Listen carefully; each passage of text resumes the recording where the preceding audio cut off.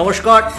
এই মুহূর্তে আমরা রয়েছি বঙ্গীয় ক্রিকেটের নিয়ামক সংস্থা সিএবি দপ্তরে, আর আমার সঙ্গে রয়েছেন স্নেহাশিস গাঙ্গুলি। স্নেহাশিস, একটু অন্যরকম ভাবে এবারে ঘরোয়া ক্রিকেট মরশুম তুমি শুরু করলে পিশন ট্রফি দিয়ে। গত বছর পিশন ট্রফিটা করতে পারোনি, আর আমরা দেখতে পাচ্ছি যে অফ সিজনের গ্যাপটাও কমে গেছে। তুমি প্রায় জুন মাস পর্যন্ত খেলেছো, সেটা হয়তো কিছুটা বর্ষা আজকাল একটু বৃষ্টি কমে গেছে সেটাও এরকম কারণ, এবং খুব দ্রুত তুমি শুরু করে দিচ্ছ, একদম মাঠগুলো কাজ শুরু হয়ে গেছে আমি দেখলাম। এই নতুন মরশুমে তোমার প্ল্যানটা কি ঘরোয়া ক্রিকেট নিয়ে? দেখো, গত বছর আমরা পিশন ট্রফি গত বছরে করিনি, কারণ বিকজ আমাদের বেঙ্গল টি20 লিগ ছিল বলে। সেই জন্য আমরা প্ল্যান করেছিলাম এই বছর আমরা মরশুম শুরু করবো উইথ পিশন ট্রফি, যার জন্য আমাদের ডেট ফিক্স হয়েছিল 29th of সেপ্টেম্বর এই বছর। যেহেতু আবহাওয়া যেরকম পরিস্থিতি, তাতে আমাদের পিশন ট্রফিটা স্থগিত করতে হয়, এবং আজকেও যেরকম বৃষ্টি হয়েছে, আমার মনে হয় না আমরা যে প্ল্যানে এগোচ্ছিলাম যে পুজোর আগে আমরা পিশন ট্রফি শেষ করব সেটা পারবো বলে।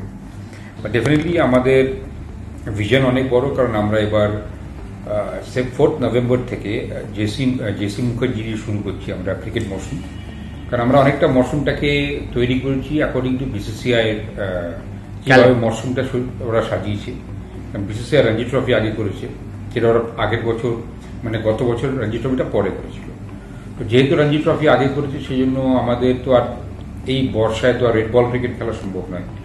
তো আমরা ওদের যে নেক্সট প্ল্যান, যেটা 23 অক্টোবর থেকে নভেম্বর থেকে ওরা শুরু করছে টি20, তার জন্য আমরা যাতে আমাদের প্লেয়াররা টি20 ফরম্যাটে খেলতে পারে, প্র্যাকটিস পায়, ম্যাচ পায়, সেই জন্য আমরা ক্লাবকে এবার থেকে আমরা আগে এবছর স্টার্ট করেছি জেসি মুখার্জি।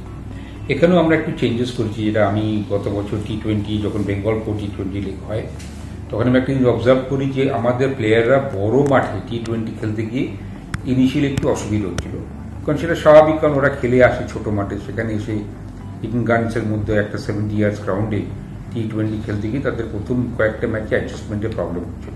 খোলা মাঠে যেটা 6 হয়ে যাবে সেটা এখানে বাউন্ডারি ধারে ক্যাচ হয়ে যাবে, তারা এটা অ্যাডজাস্ট করে।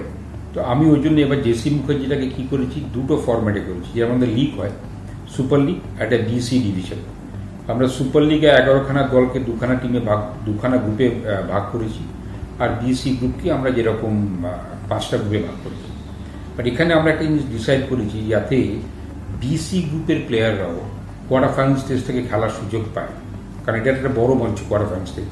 তো সেখানে আমরা এই গ্রুপের প্রথম 11টার মধ্যে টপ 8 টিমকে নেবো, আর বিসি গ্রুপের টপ 8 টিমকে নিয়ে আমরা কোয়ার্টার ফাইনাল স্টেজ থেকে শুরু করব, এবং প্রতিটা ম্যাচ হবে বড় মাঠে। যেমন আমরা জেসি মুখার্জি শুরু করছি 3টে মাঠ নিয়ে, একটা হচ্ছে 22 ইয়ার্সের বড় গ্রাউন্ড যাদবপুর আর ইডেন গার্ডেন্স। তো এখানে কি হবে, প্লেয়াররা যারা খেলবে তারা সব বড় মাঠে খেলছে, অল আর 70 ইয়ার্স গ্রাউন্ড।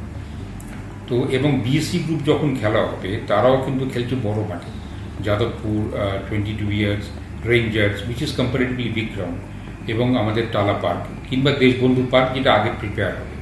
তার একটি কারণ হচ্ছে যখন এই প্লেয়াররা যখন খেলতে যাবে বিসিসিআই টুর্নামেন্ট, সেখানে তো বড় মাঠে খেলা হয়, যাতে ওদের অ্যাডজাস্টমেন্টে কোনো প্রবলেম না হয়। এবং যখন আমাদের টি20 ফরম্যাট শেষ হবে, সঙ্গে সঙ্গে আমরা নক আউট শুরু করব, কারণ বোর্ডও এবার ফার্স্ট টি20 করেছে, তারপর নক আউট করেছে, তারপর আবার ফিরে আসছে ইন রঞ্জি ট্রফি।